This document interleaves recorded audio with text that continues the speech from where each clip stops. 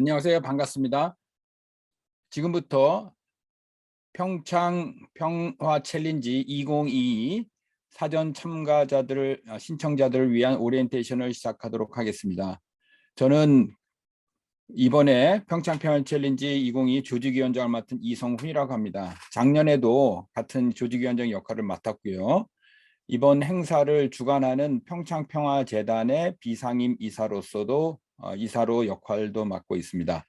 자, 오늘 참가자들은 그 사전 신청하신 분들하고 그다음에 조직위원회라고 여기 써 있는 분들이 있죠.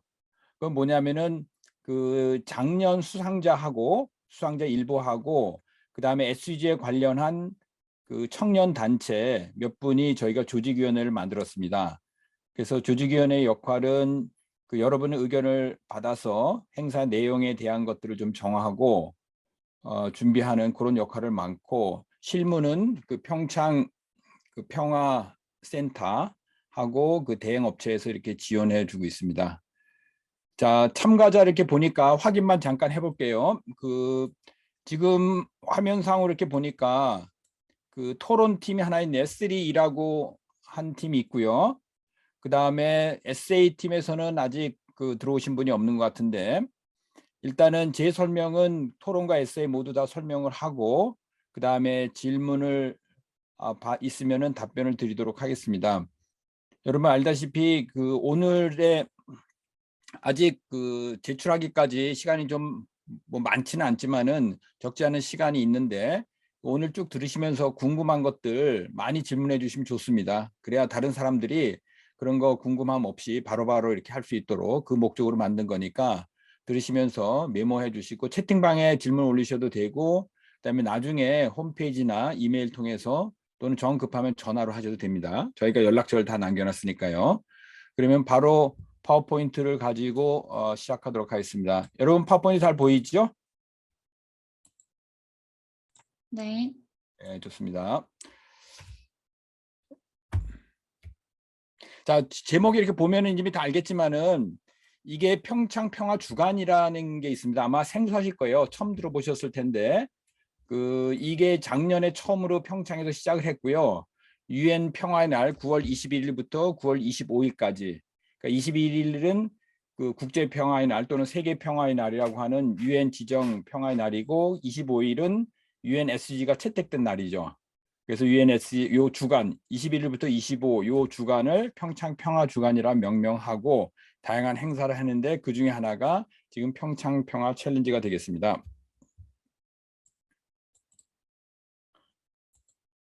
자, 이 내용들은 다 보시면 알 수 있기 때문에 그냥 자세한 설명 안 하고 넘어갈게요. 이미 이제 신청서 쓰시면서 다 했으라고 가정을 하고 그렇게 돼 있고요.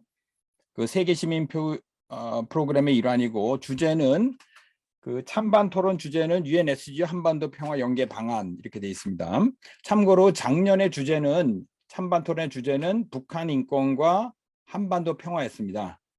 다시 말해서 한반도 평화는 항상 상수로 들어가고요.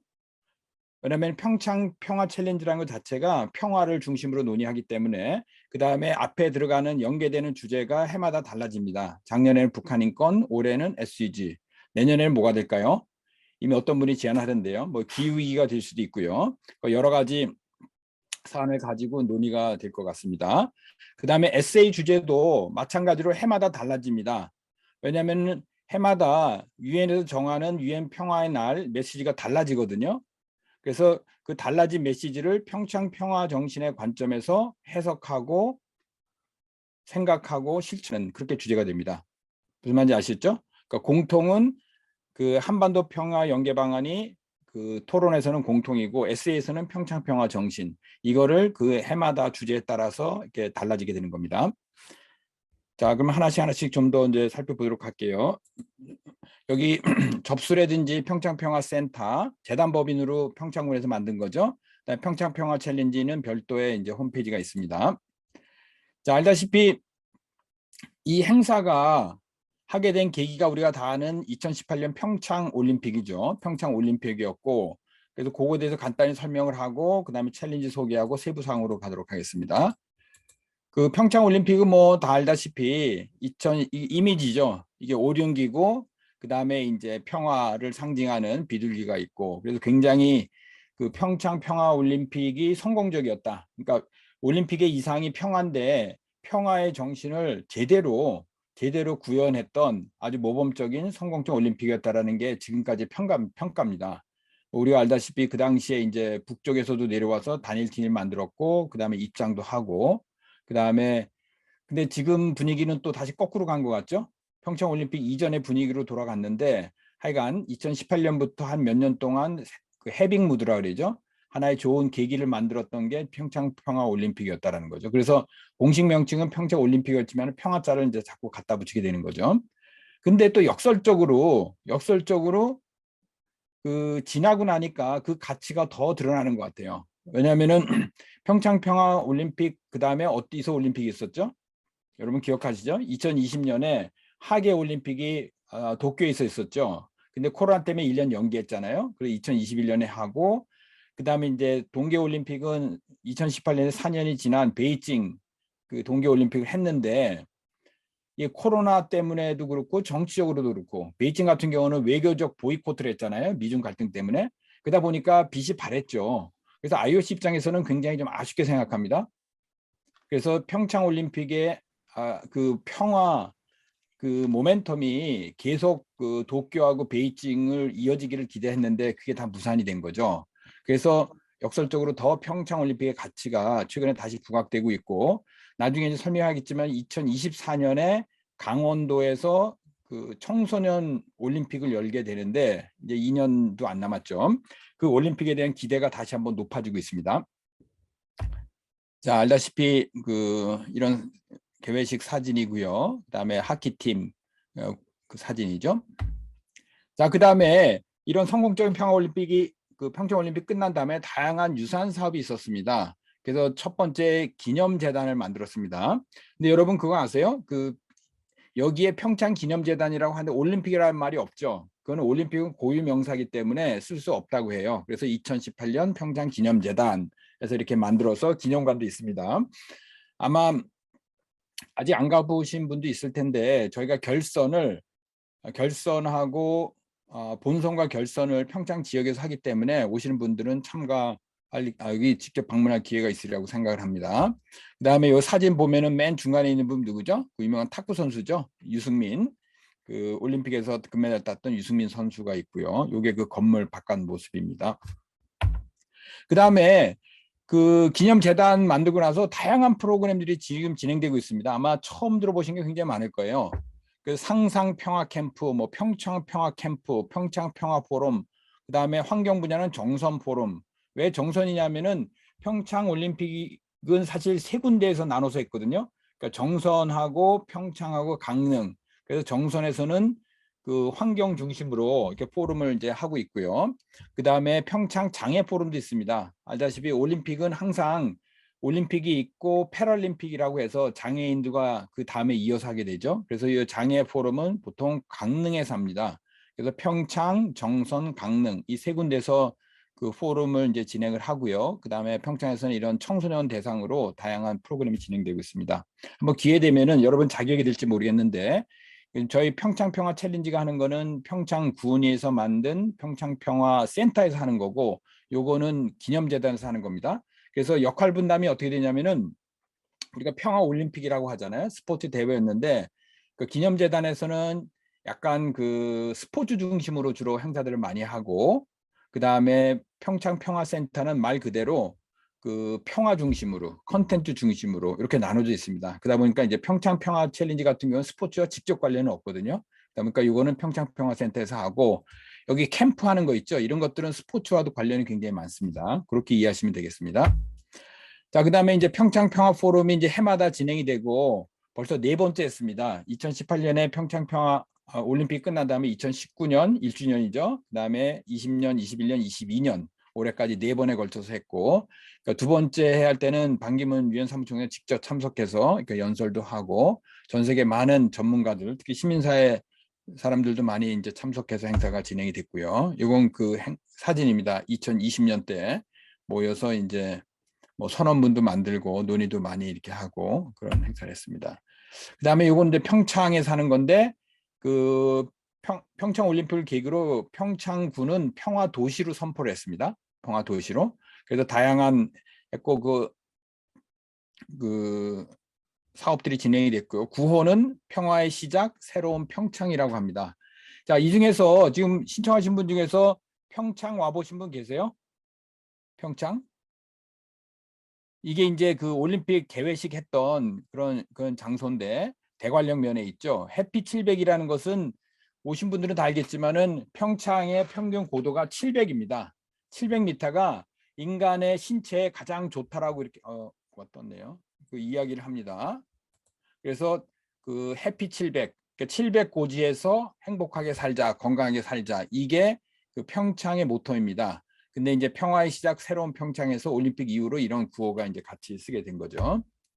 자, 그다음에 그 평화도시 선포식을 하고 발왕산이라고 있는데 발왕산은 용평 스키장에서 가장 높은 곳인데 여기에 그 봉우리가 있는데 봉우리를 평화봉으로 명명식을 했습니다.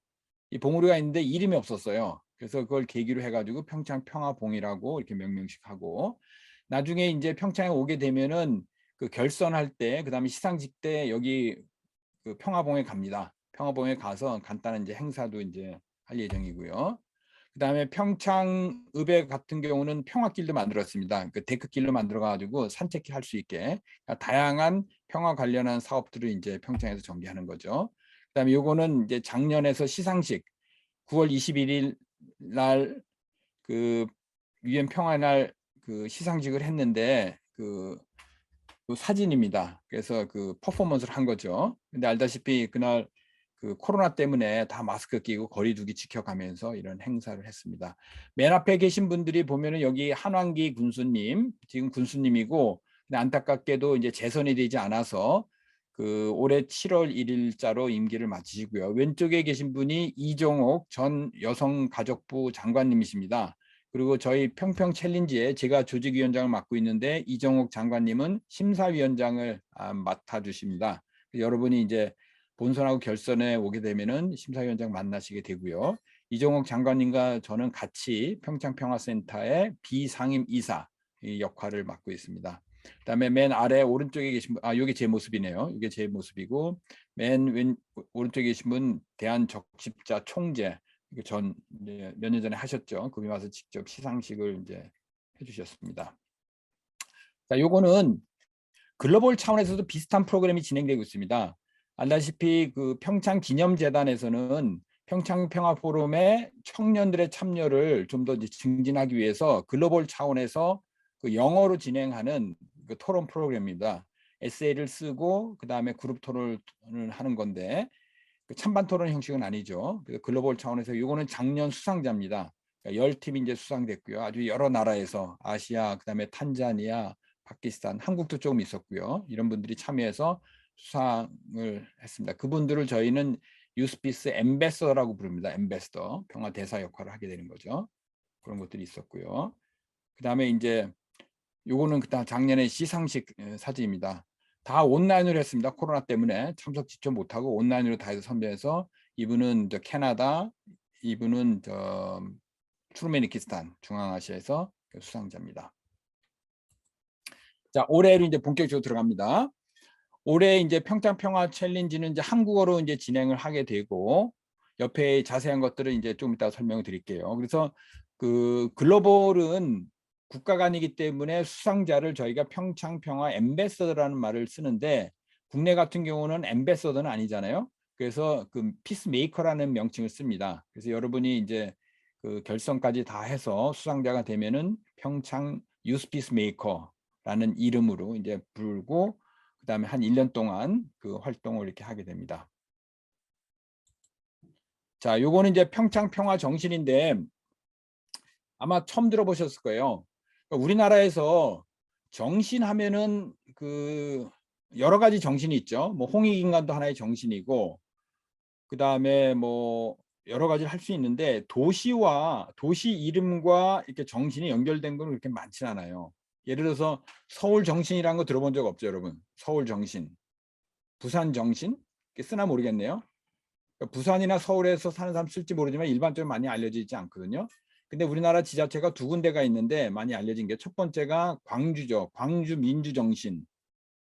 그러니까 5.18이라고 이제 보통 그런 게 있고, 그다음에 평창에서는 그걸 평화정신이라고 얘기합니다. 평창 평화정신.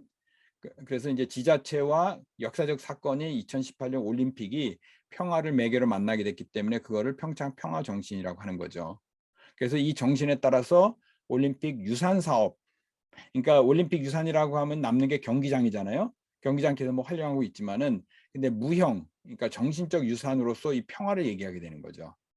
굉장히 아주 중요한 역사적 경험을 평창 평화 정신이라고 이야기하고, 이 정신에 따라서 다양한 사업을 지금 전개하고 있다라는 거죠. 그래서 여러분이 이제 에세이 쓰고 토론할 때도 이 평창 평화 정신 무엇인지에 대해서 참고를 하고, 이렇게, 왜냐하면 평창군 입장에서는 이 평창 평화 정신을 널리 알리고 보다 많은 사람들, 특히 이제 청소년과 청년이 이거를 이해하고 실천할 수 있기를 바라는 마음에서 평창군의 자체 예산 가지고 이거 진행하는 거거든요. 그래서 그런 것들을 이해하면 좋을 것 같습니다. 그래서 그 여기 그 링크에 들어가면은 홈페이지거든요. 평창 평화 챌린지 홈페이지, 여기 들어가면 좀 더 자세한 설명이 있는데 핵심적인 내용은 5가지입니다. 그래서 우리가 알다시피 첫 번째 평창 평화 정신 할 때는 삼수했잖아요. 2번 실패하고 3번째 만에 유치 성공했잖아요. 그래서 끈기. 그다음에 그 평창 군민들이 이 유치를 위해서 굉장히 많은 노력을 했고 참여를 했고, 그다음에 그 행사 기간 중에, 그다음에 이후에도 지속적으로 하는 그런 참여, 그다음에 남북 대화 화합의 계기가 된 거죠. 그 전까지 막 미사일 쏘고 막 하다가 극적으로 이렇게 대화로 이제 전환이 됐고, 그다음에 동계올림픽 같은 경우는 이른바 좀 잘 사는 나라들, 북반구 추운 나라들이죠. 주로 유럽의 스포츠라는 인식이 굉장히 강했거든요. 근데 그 평창올림픽을 계기로 이게 아시아로 오고, 더 나아가서는 남반구까지, 그래서 눈이 없는 나라들의 국가에 청소년을 참여할 수 있는 이런 계기가 됐습니다. 그래서 포용의 정신, 그다음에 그 올림픽 끝난 다음에 보통 우리 먹튀라는 얘기를 하잖아요. 행사 끝난 다음에 입 싹 찢는 것이 아니라 그 올림픽 끝난 다음에도 그 유산, 특히 유형뿐만이 아니라 무형의 유산, 평화의 유산을 가지고 다양한 프로그램을 만들어서 계속해 온다라는 거. 그런 면에서 어떻게 보면은 공약을 지킨 거죠. 저희가 평창 올림픽을 유치했을 때 이걸 공약으로 내세운 거거든요. 그래서 그 단순히 스포츠로 끝나는 것이 아니라 스포츠가 평화에 어떻게 기여할 수 있는가를 하나의 모델을 만들었다라는 그런 면에서 IOC에서 국제사회 많은 신뢰를 얻고 있거든요. 이 5가지가 평창 평화의 정신의 핵심이라고 얘기할 수 있겠습니다. 그렇게 이해하시면 될 것 같아요. 자, 그럼 이제 본격적으로 시도해 볼게요. 자, 이번 행사는 그 청소년, 청년, 이거 앞에 쓴 이유는 뭐냐면 학교 밖 청소년들도 꽤 있거든요. 그 학생이 아닌 사람들도 있고 뭐 휴학생들도 있고, 그래서 넓은 의미로 청소년, 청년. 그래서 나이는 17세부터 25세로 적었습니다. 근데 우리나라 알다시피 만 나이라는 게 있잖아요. 그것 때문에 보통 헷갈리거든요. 그래서 아예 그 날짜를 거기다 적었습니다. 자, 그러니까 그 1998년부터 2006년 12월 31일 사이에 태어나면은 가능하다라는 거죠. 그렇게 이해하시면 되고, 그 토론대회 같은 경우는 그 찬반 토론회 이거 지금 얘기하는 겁니다. 찬반 토론회. 그 찬반 토론회는 2인 또는 3인이 1팀으로 들어오면 됩니다. 2명 해도 되는 거죠. 작년 같은 경우에 해보니까 3명으로 하는 게 굉장히 많더라고요. 근데 2명도 가능합니다. 그래서 그거는 여러 번 하기 나름입니다. 그 다음에 이제 비대면과 이제 대면인데, 비대면 예선이라는 건 뭐냐면은 이제 서면을 얘기하는 거고요. 서면으로 여러분이 제출한 걸 가지고 그 중에서 이제 뽑게 되는 거죠. 그 다음에 대면으로 본선과 결선. 작년 같은 경우는 본선은 그 비대면으로 했습니다. 코로나. 지금은 이제 코로나 풀렸기 때문에 본선 결선을 다 대면으로 하기로 했습니다. 그다음에 방식 보면은 이제 글자 수가 다 적어놨죠. 토론대회 같은 경우는 개조체도 가능합니다. 개조식으로도. 왜냐면은 그 에세이 같은 경우는 그 완전 문장으로 해야 되는데, 왜냐면 이 사전에 제출한 이 문서는 이 토론의 핵심 쟁점만 이거 적는 거거든요. 그렇게 길게 이거를 뭐 읽는 게 아니니까 요점 중심으로 개조체로 적어도 된다라는 거. 그렇게 하시면 되고, 그 다음에 그 각 이 쓰다 보면은 특히 에세이 같은 경우가 더 그럴 텐데, 이 내용을 여기다 다 쓸 필요 없이 각주로 처리를 많이 하는 게 좋습니다. 각주는 이 자수에 들어가지 않으니까 그런 식으로 하면 되고, 자, 사전 접수 지금 계속 진행되고 있고요. 그 다음에 오늘이 이제 사전 접수자 교육을 하게 되고, 그다음에 제출은 7월 11일까지. 7월 11일까지 하기 전에 당연히 등록을 해야 되겠죠. 등록하고 그다음에 이제 제출하고, 그러면은 그거를 이제 심사위원들이 심사를 해서 서면 발표를 하게 되는 거죠. 저 발표가 이제 합격자 발표가 되는 거죠. 그러니까 서면을 토대로 본선에 진출자를 합격하게 되면은 본선은 7월 28일 목요일입니다. 하고 그다음에 13일, 결선은 13일 토요일 날. 여기 오후라고 적었는데 이게 오전 오후가 될 수 있습니다. 지금 일정이 지금 사무국에서 이걸 검토하고 있는데, 장소하고 교통편, 교통편이 평창이 이제 KTX 오는 게 제일 빠른데 항상 시간이 있는 게 아니기 때문에 그거 감안해서 추후에 이제 공지하도록 하고요. 시상은 여러 개인데 자세한 건 좀 이따 설명드릴게요. 자, 3팀이 이제 현재 여기 이제 사전 신청한데, 논제 이 홈페이지에 가면 이 내용 다 있습니다. 평창평화체린이 있는데 간단히만 좀 설명하면은, 자, UNSC를 왜 정했냐 하면은 작년까지만 하더라도 이걸 할 수가 없었어요. 왜냐하면 북한이 UNSC에 대해서 공개적으로 참여한 바가 없거든요. 근데 작년 7월 달에 처음으로 북한이 유엔에다가 UNSC 이행에 관한 보고를 했습니다.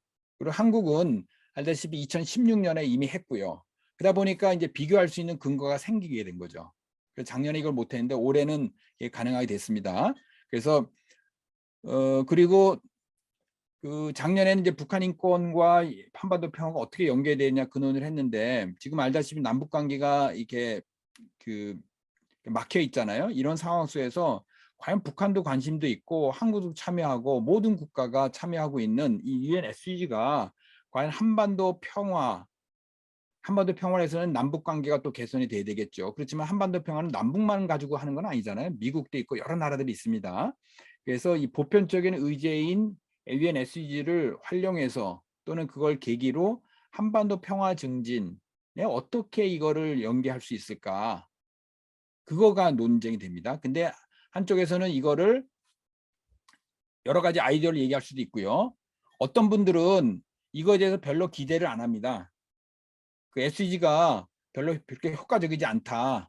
그리고 북한이 하는 것 같지만은 말만이지 하는 거 없다. 그래서 이거 얘기해봐야 별로 실속이 없다. 이렇게 얘기하는 사람들도 있습니다. 그래서 그걸 한번 논의해보자라는 거예요.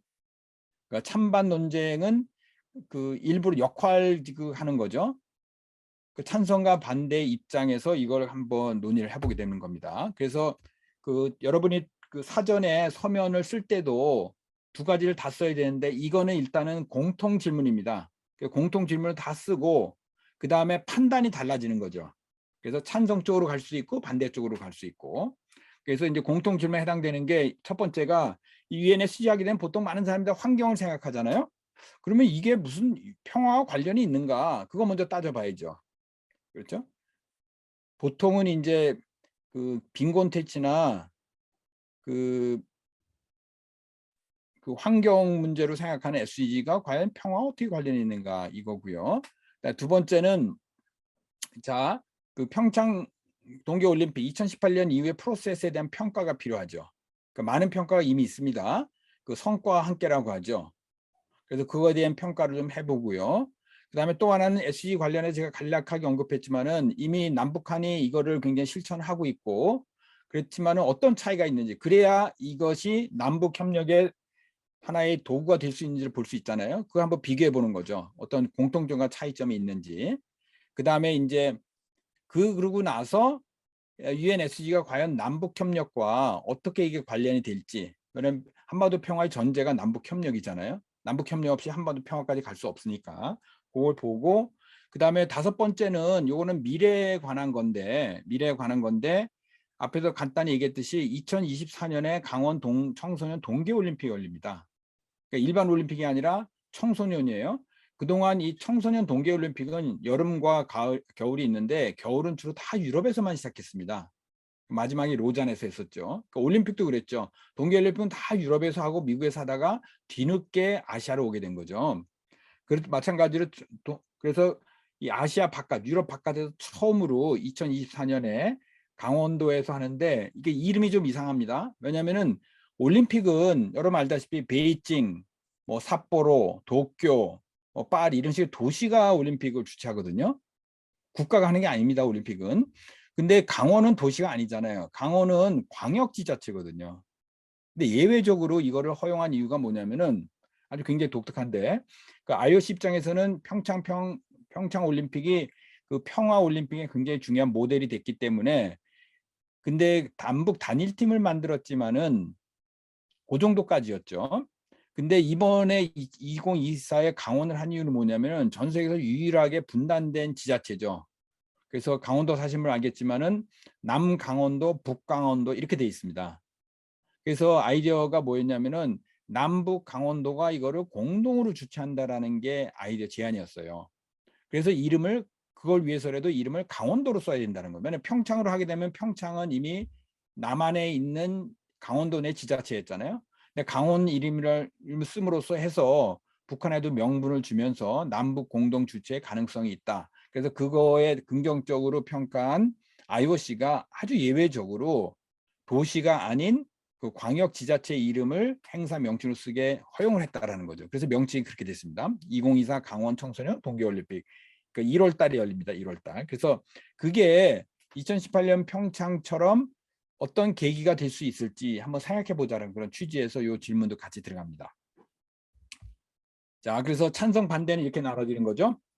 자, 찬성은 어떻게 찬성하니까 당연히 구체적인 아이디어가 있겠죠. 방안이 있겠죠. 근데 반대는 방안은 제시를 하지 않지만은 왜 이게 안 되는지에 대해서 이유를 설명해야 되죠. 그리고 단순히 이유뿐만 아니라 그렇다면은 SG가 아니라면 어떤 대안이 있겠냐. 이 대전제는 뭐냐면은 찬성이든 반대든 한반도 평화의 필요성과 중요성에 대해서는 다 동의를 하는 거예요. 그렇죠?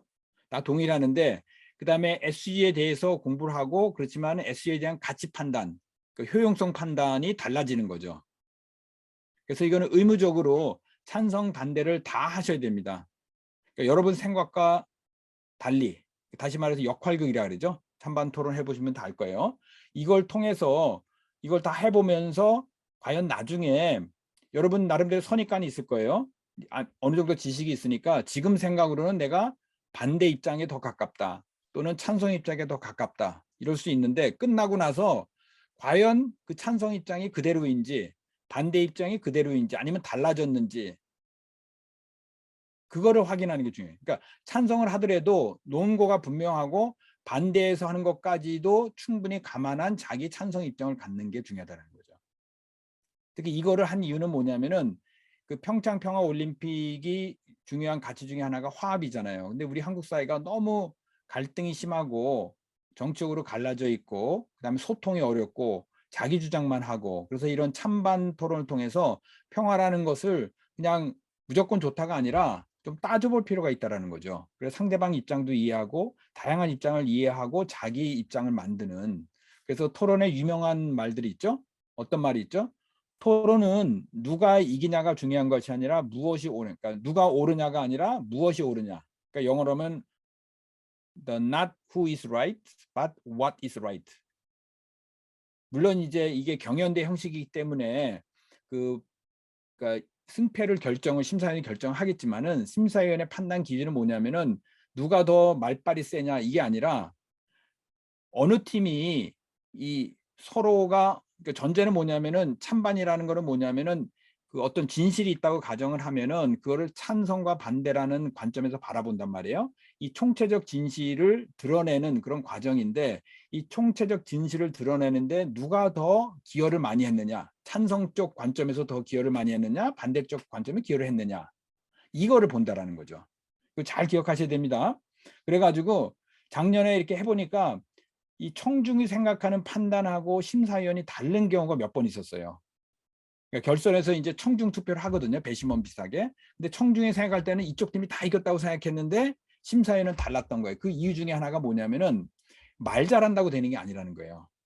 말로 해가지고 상대방을 설득시키고 그러니까 굉장히 멋있어 보이죠. 뭔가 분위기를 팍 잡아간 것 같은데 그 팩트에서 틀린 것들이 많았고 부족한 것들이 많았고, 그래서 승패가 이렇게 청중 생각하는 거하고 심사위원이 달라지는 그런 부분들이 있거든요. 그러니까 심사위원들이 보는 관점은 뭐냐면은 말을 현란하게 잘하는 것이 아니라 그 총체적 진실, 이 질문에 대한 답을 찾아가는 과정 속에서 누가 더 긍정적인 기여를 많이 했느냐. 왜냐하면 궁극적으로는 여기 참여한 모든 사람들, 참가자뿐만 아니라 심사위원들도 이 화두, 그 UNSG와 한반도 평화라는 이 화두를 가지고 서로 배워가는 과정에서 누가 더 실적인 기여를 많이 했느냐, 이런 관점이라는 거죠. 아시겠죠? 그걸 잘 생각하시고 그 준비를 하시는 게 좋습니다. 작성 가이드는 얘기했고요. 그 다음에 그 서면에서는 이런 것들이, 그래서 서면 심사를 할 때는 그 가이드 쟁점들을 다 다루고 있는지, 그 다음에 창의적인 것들이 있는지, 논리적인 설명이 있는지, 균형이 잡혔는지, 작성 가이드 이런 것들을 보고, 실제 이제 찬반 토론할 때는 이런 것들, 팀워크가 중요합니다. 여러분 하기 때문에 어떤 팀 같은 경우도 이제 감점 받은 이유가 뭐냐면 세 사람 중에서 한 사람이 너무 뛰어나고 두 사람은 약간 들러리 같은 성격이 있었어요. 그래서 감점 받는 경우가 있습니다. 그다음에 세 번째 중요하죠. 경청하는 거. 이게 동문서답하는 거 그런 경우도 있어요. 그러니까 상대방이 질문했는데 모르잖아요. 그러면 모른다고 얘기 안 하고 엉뚱한 얘기 해가지고 논점을 막 흐려버리는 그런 경우가 있거든요.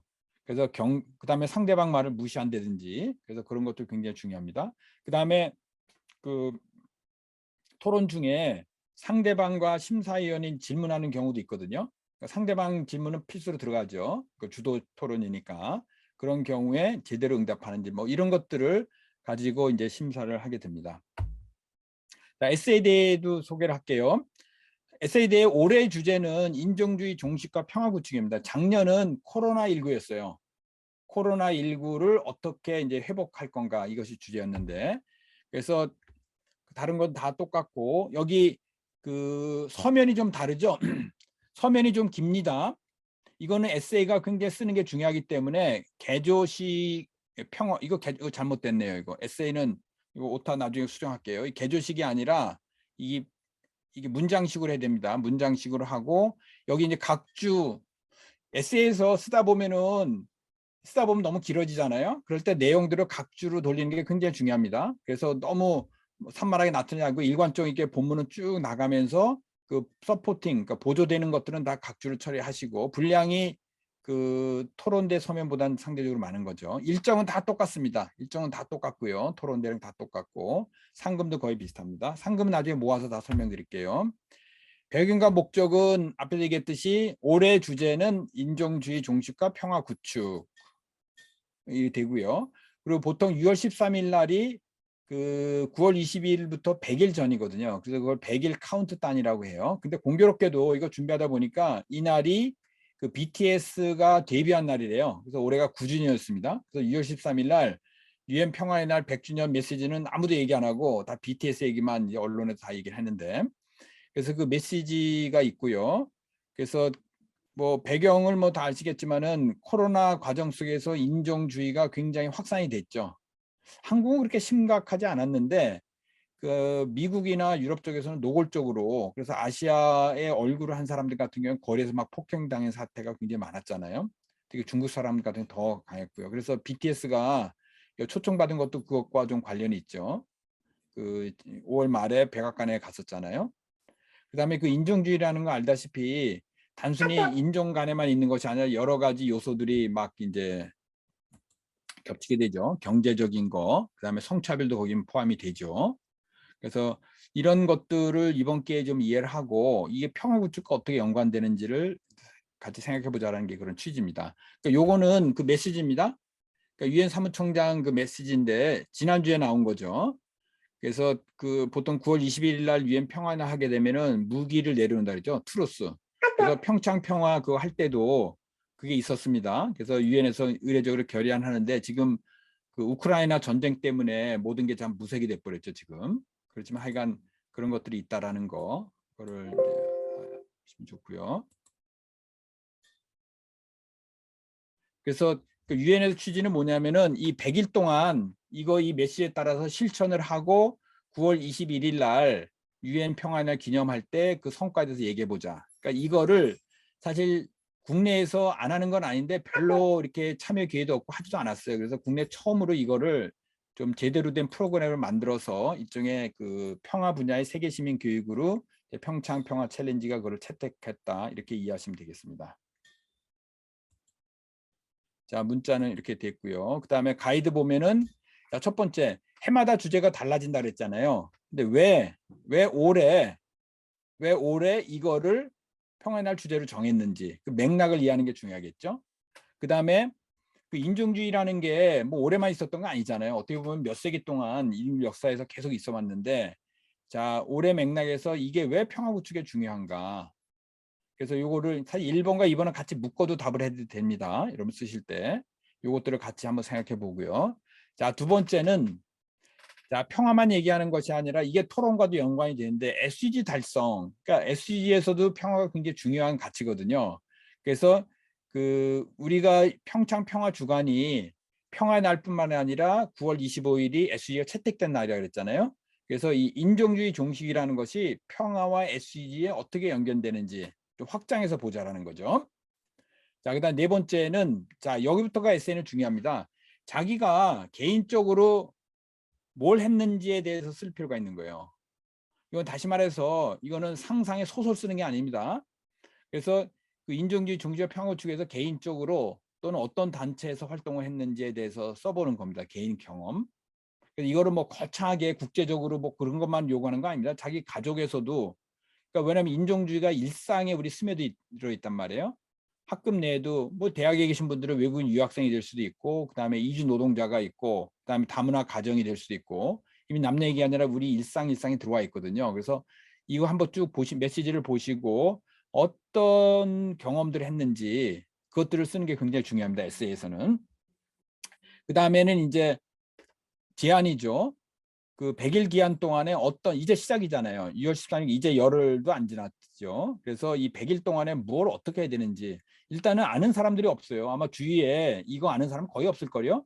그래서 이거 알리는 게 중요하겠죠, 당연히. 이 카운트다운이 있다라는 거 알리고, 그다음 100일 동안 참여하고, 그래야지 9월 21일 날 유엔 평화의 날 나름대로 의미 있게 맞이할 수 있다라는 거죠.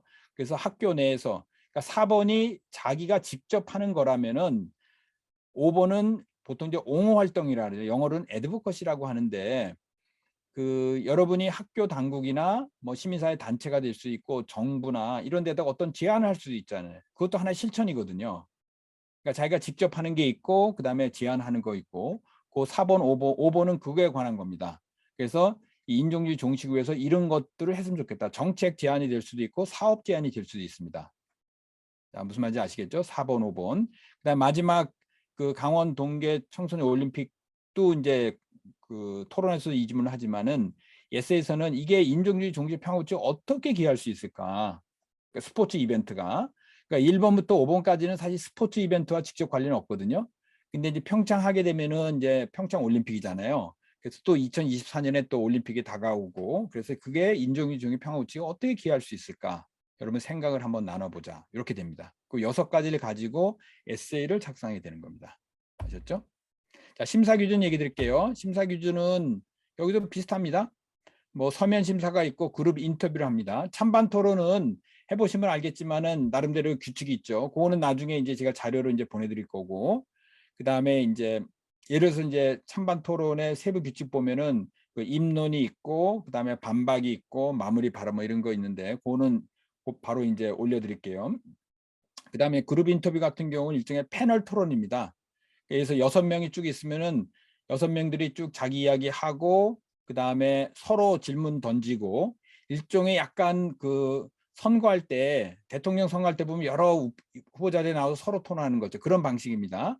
그 다음에 이제 심사위원들이 또 질문하기도 하고, 요점 뭐냐면은 에세이를 썼는데 그 에세이가 여기저기 있는 거를 뺏긴 게 아니라, 누가 써준 게 아니라 본인이 진짜 생각한 거를 거기다 적고 있는지, 적었는지, 그 다음에 그것들을 자기가 충분히 소화했는지, 그것들을 확인하는 과정입니다. 그리고 확인을 넘어서서 다양한 사람들의 이야기를 이제 다른 사람의 에세이를 읽어봐야겠죠. 그러니까 읽으면서 자기가 생각한 것들을 수정해 나가는 거죠. 좀 더 이렇게 좀 수정하고 보완하고 그런 과정이거든요. 그 과정을 이 그룹 토론, 그러니까 패널 토론 형식을 통해서 이제 하게 되는 거죠. 자, 시상금 관심 있겠죠, 당연히. 그래서 저희가 시상금을, 어떤 분은 이거를 너무 많다고 하는 분도 있고 적다고 하는 분도 있는데, 사실 지자체에서 여러분 평창군의 인구가 얼마 되는지 아세요? 평창군의 인구가 5만이 안 됩니다. 5만이 안 되거든요. 그럼에도 불구하고 이 많은 돈을 여기다가 이렇게 투자하는 이유는 뭐냐면 그만큼 평창의 평화 정신을 알아주는 사람이 많았으면 좋겠다. 그리고 물론 이제 중고등학교 알바하는 분들이 많은데 여름에 알바도 뭐 할 수 있지만은 사실 알바 시간보다는 더 평화에 대해서 고민하고 공부하는 계기를 했으면 좋겠다. 일종의 장학금 형식으로 지자체에서 만든 거예요. 그래서 그 대상은 200만 원. 에세이하고 찬반 토론 팀으로 받게 되는 거죠. 에세이는 개인이 받고 그다음에 최우수상, 우수상 이렇게 됩니다. 그다음에 장려상이 있고요. 그다음에 에세이 특별상이라는 건 뭐냐면은 찬반 토론 같은 경우는 그 역할이잖아요. 찬반 역할을 하는 거거든요. 그래서 어떤 분들은 그 자기 생각하고 다른 역할을 해야 돼요. 아니 모두가 그래야 돼요. 자기가 찬성 쪽이라 하더라도 한 번은 최소한 한 번은 반대의 역할을 해야 되거든요. 그래서 에세이 특별상이라는 건 뭐냐면 다 끝난 다음에 찬반 토론을 다 겪고 난 다음에 진짜 자기 생각. 물론 그때 자기 생각은 시작할 때와는 당연히 달라졌겠죠. 과정을 통해서. 그거를 적자라는 거예요. 그래서 그 에세이를 적어서 그중에서 가장 정리가 잘 된, 여기는 답이 없는 겁니다. 찬성 반대 다 가능해요. 그렇지만 그거를 얼마나 앞에서 얘기했듯이 what is right, 무엇이 옳으냐, 그거를 얼마나 잘 체계적으로 논증했느냐를 가지고 심사를 하게 되는 거죠. 일종의 보너스라고 할 수 있습니다. 그러니까 토론상에다가 이게 대상팀이 받는다는 보장이 없죠. 그렇죠? 장려상 한 사람이 특별상을 받을 수 있고요. 여러 가지 가능성이 있다라는 거죠. 그래서 근데 이제 에세이는 그건 없습니다. 왜냐면 에세이는 자기가 처음부터 이제 생각한 걸 정리해서 에세이를 썼기 때문에 물론 끝난 다음에 그 에세이를 수정하는 기회는 드립니다. 그래서 그 배운 것들을 반영해서 그거를 나중에 홈페이지에 다 올립니다.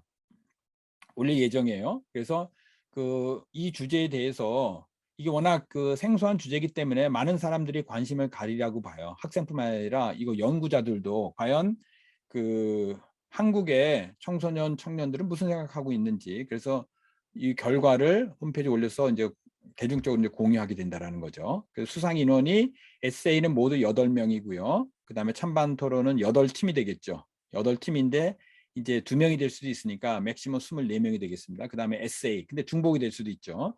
그리고 참고로 여러분 알다시피 2개 다 도전해도 됩니다. 시간대가 다르기 때문에 나는 찬반 토론에는 팀으로 참석하고 또 에세이도 가능하죠. 이게 물리적으로 가능합니다. 물리적으로 가능해요. 그래서 총 시상금은 1,120만 원이 되겠습니다. 찬반 토론이 아무래도 인원이 많다 보니까 조금 더 많고 에세이 토론도 이렇게 되어 있습니다.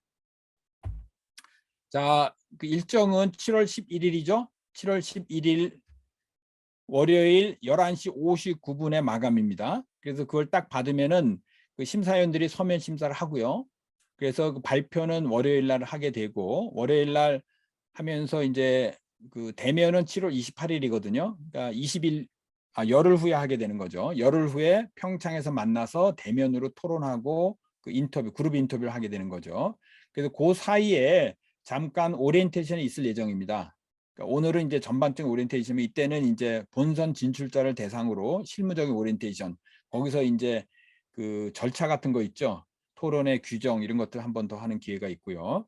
그 다음에 본선에서 된 사람이 이제 결선으로 가게 되는데 결선은 8월 13일 날 토요일 날 합니다. 이때도 이제 평창에서 하는데 장소가 지금 다릅니다. 그러니까 본선은 평창읍에서 하고요.